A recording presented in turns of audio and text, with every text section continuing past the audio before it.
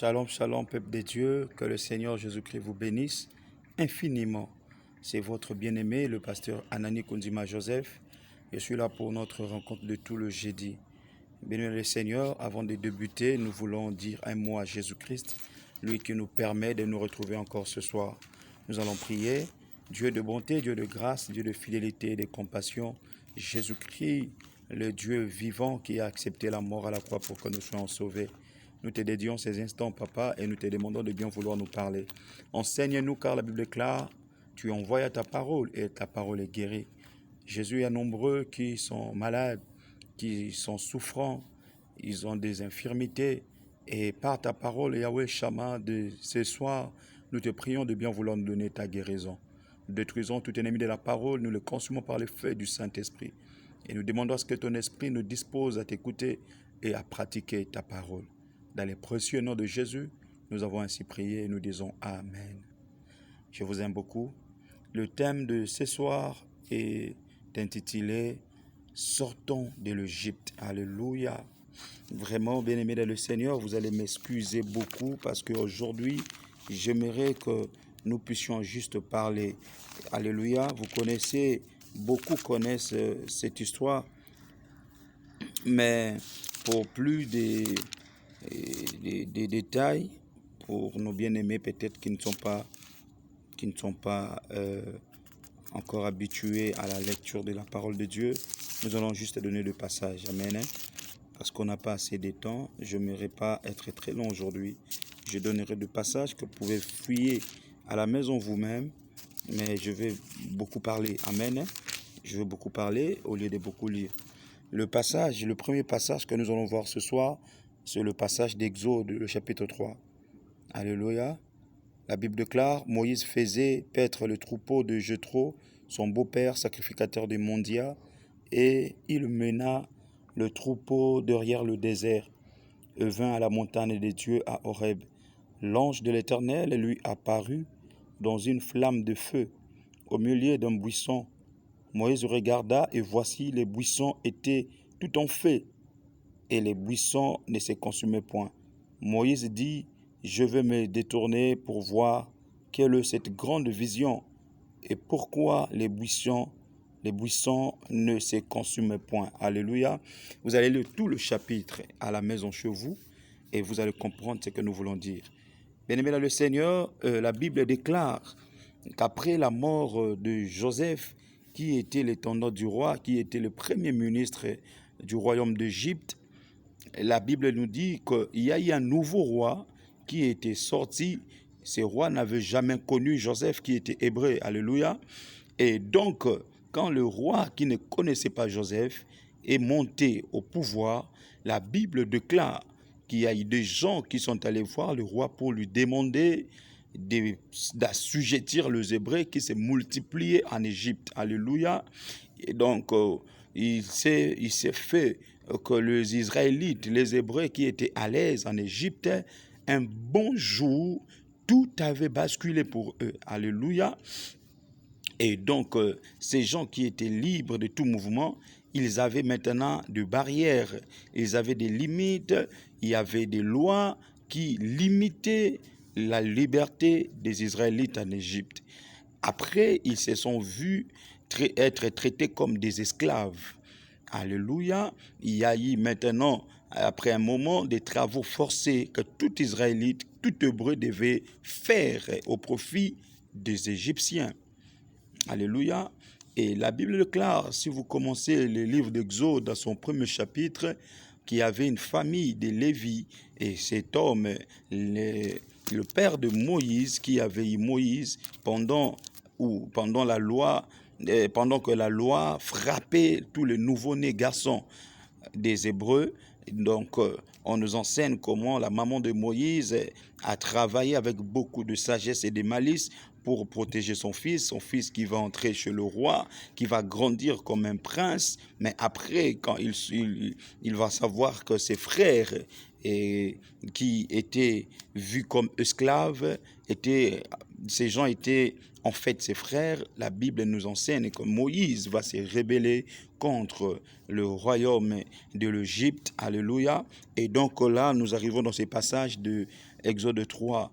Pendant que Moïse s'est rebellé, il est sorti donc de l'Égypte. Moïse qui a grandi, qui est né en Égypte, qui a grandi en Égypte, il s'est vu un jour contraint de vivre hors de l'Égypte. Pourquoi Moïse était allé hors de l'Égypte? Parce que Moïse ne pouvait pas comprendre que ses frères soient traités comme des esclaves et lui rester dans le luxe. Alléluia. Alléluia. Et donc Moïse a compris qu'en réalité, le luxe qu'il vivait en Égypte ne lui était pas vraiment destiné, bien que l'Égypte l'avait reçu comme prince, l'avait élevé comme prince. Mais Moïse, sachant qu'il n'était pas égyptien, la Bible nous enseigne qu'un jour, Moïse s'est décidé de partir de l'Égypte. Et là où Moïse va s'en aller, la Bible nous enseigne qu'il va trouver un homme qui s'appelle Jéthro. Et ce Jéthro est défini comme un sacrificateur, alléluia, chez les Mondias. Et la Bible déclare que Moïse va paître le troupeau de cet homme et il monte à la montagne de Dieu. Donc, vous savez, bien-aimés dans le Seigneur, il y a tellement de détails dans la parole de Dieu que si seulement on pouvait dire ce qui est écrit, ça sera plus que des révélations que les gens commencent à essayer de fonder par eux-mêmes. Alléluia, par la sagesse humaine. La Bible déclare que dans ce coin, il y avait une montagne et la Bible est précise. Elle dit montagne de Dieu. Dieu avec 2 majuscules. C'est-à-dire là où Moïse était allé, il y avait un endroit où on allait invoquer le vrai Dieu. Tandis qu'à l'Égypte où il vivait, il n'y avait pas cet endroit. À l'Égypte, c'était le serpent qui était vu comme Dieu. Il y avait les dragons, il y avait le Dieu soleil, il y avait tout genre de dieux fabriqués, alléluia, par le main des hommes. Mais voilà qu'ici, à la montagne où Moïse va, la Bible nous dit que c'était la montagne des dieux. Et donc, quand Moïse monte à cette montagne, si vous continuez la lecture, vous comprendrez qu'il a vu un buisson qui brûlait et Moïse a voulu savoir pourquoi les buissons brûlaient, étaient en flammes, mais ça ne se consumait pas. Et quand il s'approche du buisson, la Bible déclare que le Seigneur lui dit, Moïse, ôte tes souliers, car les lieux où tu veux t'approcher est un lieu saint. Bien-aimé, ce vocabulaire pour Moïse, c'était nouveau. Moïse n'était pas habitué de voir le lieu saint où un Dieu pouvait parler sur. C'était un mystère. Moïse était en train de vivre un mystère qu'il n'avait jamais vécu avant. J'aimerais dire à quelqu'un, mon frère, ma soeur, la vie que tu mènes aujourd'hui, là où tu es aujourd'hui, laisse-moi te rassurer. Il se peut que tu as beaucoup d'argent. Moïse était prince. Il n'était pas n'importe qui. En Égypte, Moïse était élevé. Moïse ne pouvait pas sortir du palais royal seul. Il avait des gardes-corps. Il était très bien entretenu. Mais ce qui est vrai, Moïse n'est jamais monté à une montagne appelée montagne de Dieu en Égypte. Il n'y en avait pas. Et Moïse n'avait jamais vu un buisson s'enflammer sans se consumer en Égypte. C'est-à-dire, peu importe les lieux où tu es, le bien avec lequel tu jouis, si, bien-aimé dans le Seigneur, cette zone est une zone de péché, laisse-moi te rassurer qu'il y a du mieux que tu n'as pas encore vu. Je vais me répéter. Je dis, si tu es en train de jouir de certains privilèges, de certains avantages, bien-aimé dans le Seigneur, mais dans le mal, dans le péché, alléluia, dans l'impudicité, alléluia, dans la méchanceté, laisse-moi te rassurer que tous ces biens, bien-aimé dans le Seigneur, que tu peux manipuler facilement, que tu peux utiliser facilement dans le péché, t'empêche ou te bloque le passage pour aller vivre le mystère spirituel qu'il y a hors de l'Égypte.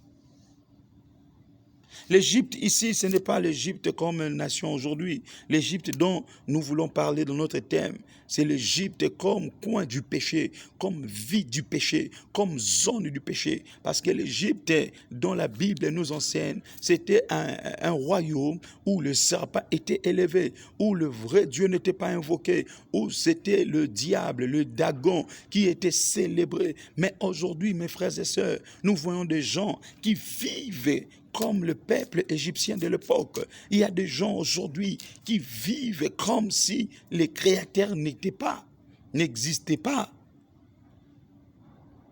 Peut-être que tu fais partie de ces gens, mais je ne suis pas venu pour vous tutoyer, je suis venu pour vous parler de moi ce soir. Le pasteur qui vous parle, plusieurs j'ai dit déjà, c'était un fumeur de chanvre. Ce monsieur qui vous parle était un coureur de jupons et de jupettes. Un vagabond, un ivrogne à outrance. Donc la vie de l'Égypte, moi, je l'avais maîtrisée, mes frères et sœurs. La vie du péché, la vie d'impudicité, la vie de boîte et de nuit. J'ai été manipulé, utilisé, employé par Satan très tôt.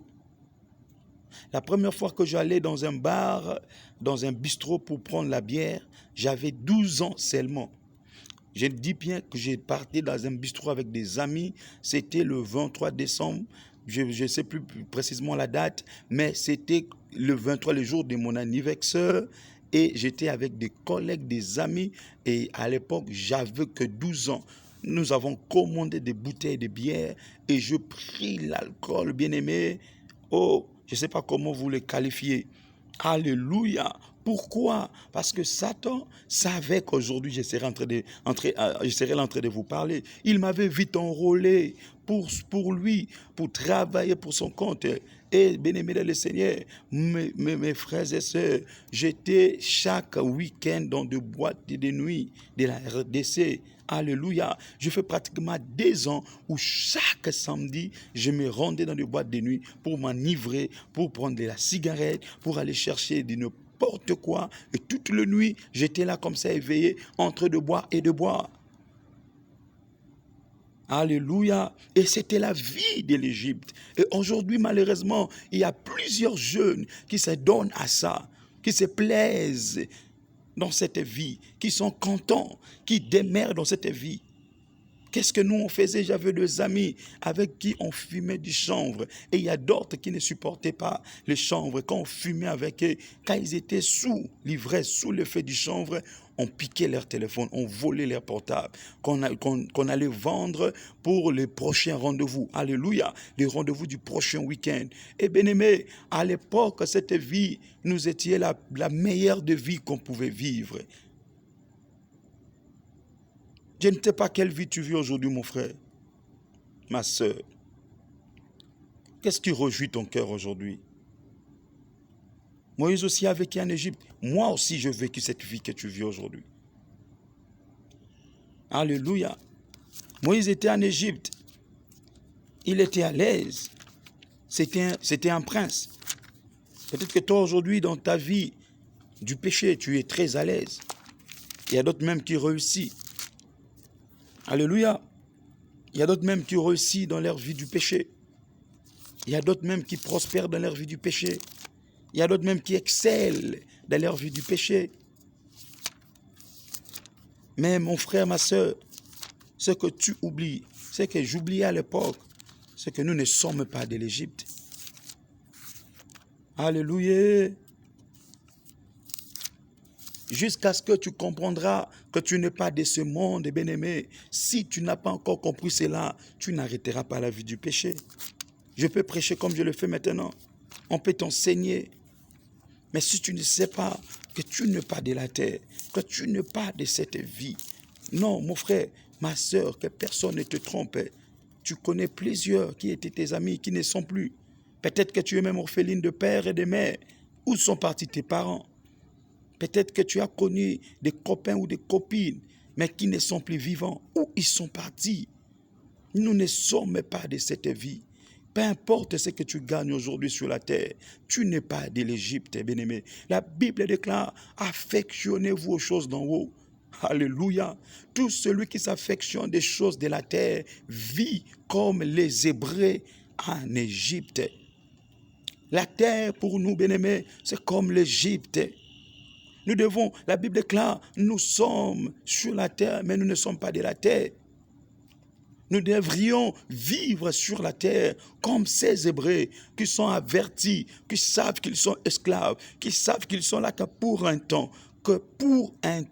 Le jour où Moïse avait compris qu'il n'était pas égyptien, Moïse avait claqué la porte du royaume. J'aimerais dire à quelqu'un, peut-être que tu es gâté, mon frère, ma soeur, peut-être que tu manges bien, peut-être que ce monsieur, cette dame te met à l'aise, peut-être que ce papa, cette maman te met à l'aise, elle te donne tout ce que tu veux, oh, pourvu que tu lui donnes ton corps. Mais je suis venu te dire ce soir que, bien-aimé dans le Seigneur, tu n'es pas de l'Égypte.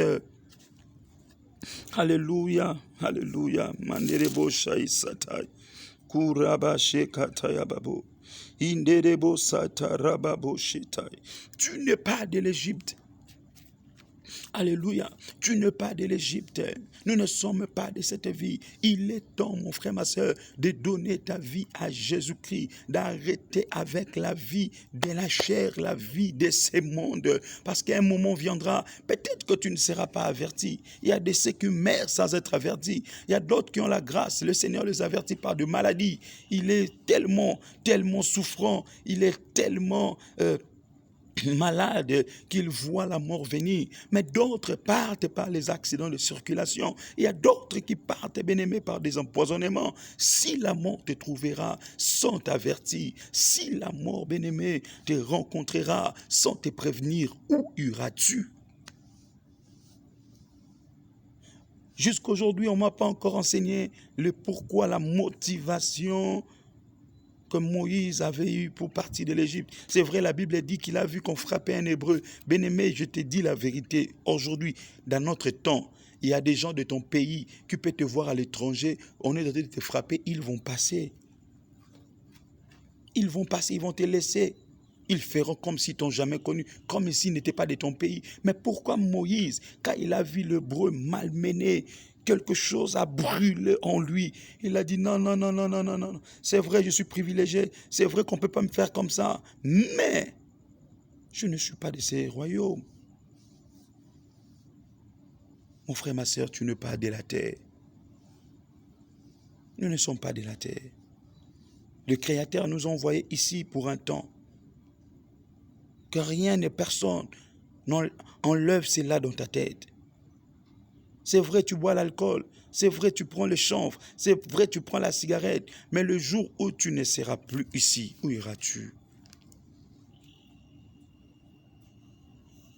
Je vais dire comme un grand frère, un aîné que j'aime beaucoup, le pape, le pasteur Marcelo, il a dit, j'ai vu une vidéo de lui où il disait, et si l'éternité existait? Et si après cette vie, il y avait le jugement? Et si, supposons seulement qu'il y avait le jugement, toi qui ne crois pas au jugement, bien-aimé, toi qui ne crois pas à l'enfer, et si l'enfer était réel? Je répète, et si l'enfer était réel? Moïse n'a pas entendu qu'on puisse le déchoir de son poste de prince. Il n'a pas attendu qu'on puisse le rabaisser. Il a dit, avant que l'humiliation ne vienne, moi je pars. N'attends pas la mort, mon frère. N'attends pas la maladie avant de donner ta vie à Jésus, ma soeur. N'attends pas le lit de l'hôpital avant de renoncer à cette vie du péché. On en a vu beaucoup, plusieurs, qui marchaient comme ils voulaient. Le jour où ils étaient atteints du VIH, SIDA, ils ont commencé à crier le nom de Jésus sur le lit des hôpitaux. Il est temps de donner ta vie à Jésus. Il est temps que je donne ma vie à Jésus. Il est temps de partir de l'Égypte. Moïse était parti, il n'a pas calculé. Hors l'Égypte, il y a des expériences merveilleuses que tu ne pourras jamais vivre en Égypte. Bien-aimé, j'en ai vécu tellement, alors tellement.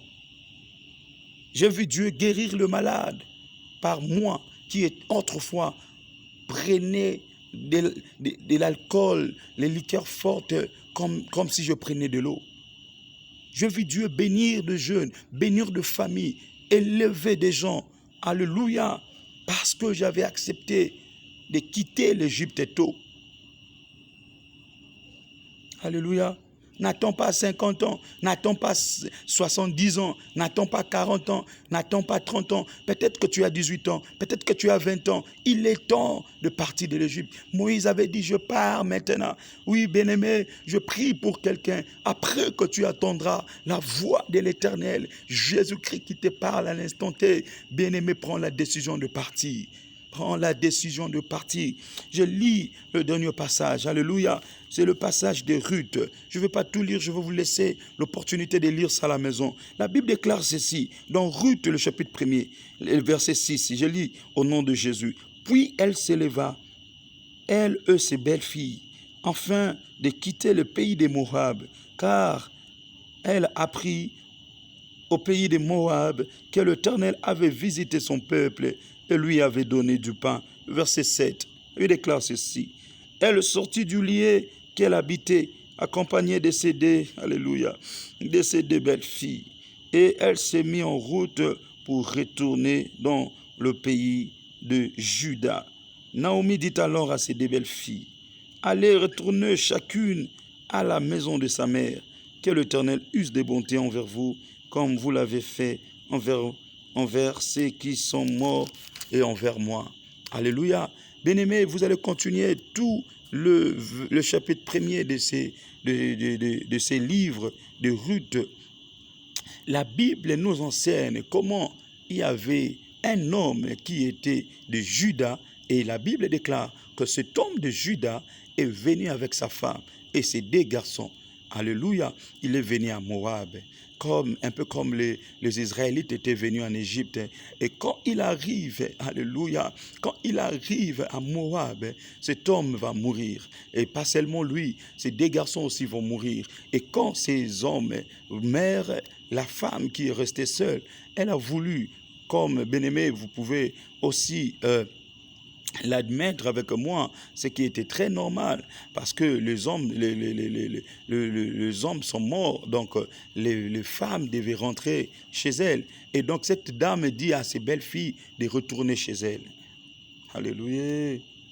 Elle dit, je veux rentrer chez moi à Juda. Pourquoi? Parce que j'ai appris que le Seigneur a redonné la joie à mon peuple. Je vais rentrer, mon frère, ma soeur, que personne ne te trompe.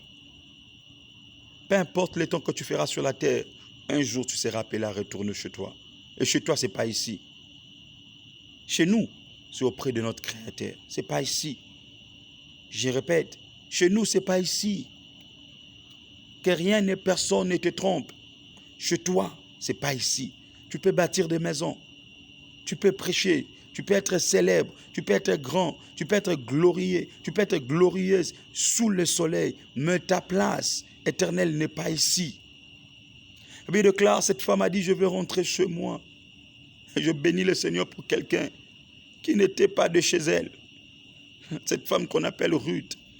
Vous savez, celui qui se déplace pour un endroit, il accueille l'expérience et de son endroit de provenance et de son endroit, alléluia, de résidence en fait. Alléluia. C'est-à-dire quand tu quittes par exemple le Togo, tu es togolais, tu vas en Amérique, tu connaîtras pas seulement le merce du Togo, mais aussi le merce de l'Amérique. Alléluia. Et donc là, un Américain qui a vécu en Amérique ne peut pas te parler du Togo parce que toi tu connais ce qui se passe chez toi au Togo et ce qui se passe en Amérique. Alléluia. Alléluia. Rushaite Amandou. Que le Seigneur parle à ton cœur. Et donc, cette femme, quand elle a appris que le Seigneur avait visité sa nation, elle savait comment la visitation de Dieu dans sa nation était glorieuse. Bien-aimé, la gloire de notre maison, on ne pourra jamais la trouver ici. La gloire qui règne là où il y a le Créateur, ici sur la terre, tu ne peux pas l'obtenir. Ici, il n'y a que de gloire en miniature, ici. Une gloire pour 30 ans, 32 ans, même les dirigeants de ces mondes. Combien ont fait 500 ans, bien-aimés, sur le trône de leur gloire? Combien? Cette femme a dit, je rentrerai chez moi. Pourquoi? Parce qu'elle avait l'idée sur la visitation de Dieu.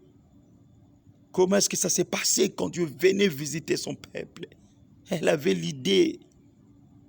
Elle avait peut-être perdu ses enfants, peut-être perdu son mari, mais elle n'avait pas perdu le souvenir de la visitation de Dieu dans son pays. Alléluia.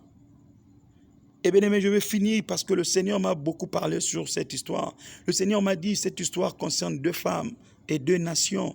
Il y a l'une d'elles qui avait l'expérience de toutes les 2 nations. Elle s'appelle Naomi. Naomi savait comment ça se passait chez elle. Elle savait également comment ça s'est passé à Moab. Mais Ruth qui veut suivre Naomi, elle n'a que l'histoire de Moab. Alléluia. Peut-être que tu as grandi avant de venir sur la terre. Tu étais inconscient. Alléluia. Tu n'as jamais su d'où tu es venu. Peut-être que tu n'as jamais su d'où tu es venu. Mais tu es sur la terre, tu as 50 ans, tu as 60 ans, tu as 40 ans. Laisse-moi te rassurer. Si tu penses qu'ici, il y a du bon, mais patiente, accepte de te préserver pour goûter aussi les bons de l'autre côté. Alléluia. Ruth savait comment ça se passait à Moab. Elle a dit, oui, j'ai goûté ce qui se passe à Moab, mais je veux aussi goûter ce qui se passe en Juda. Mon frère, ma soeur, après que tu goûteras ce qui se passe sur la terre, désire aussi goûter ce qui se passe au ciel. C'est ça mon prêche de ce soir.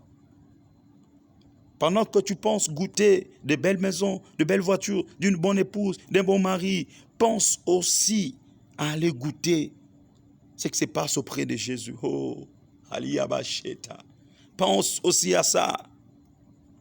Peut-être que ce que tu penses être glorieux sur la terre n'a rien à voir avec ce que tu verras bientôt, avec ce que nous verrons bientôt. Alléluia. Peut-être que ce que tu penses luxueux sur la terre n'a rien à voir avec ce que tu verras bientôt. Prépare-toi pour ça. Ruth avait dit, j'ai grandi, d'ailleurs j'avais un mari. Je connais Moab, je connais les avenues de Moab, je connais le climat de Moab, je connais les hommes, les garçons, les maris, je connais tout ce qui se passe ici. Naomi, permets-moi d'aller goûter aussi de ce qui se passe de l'autre côté.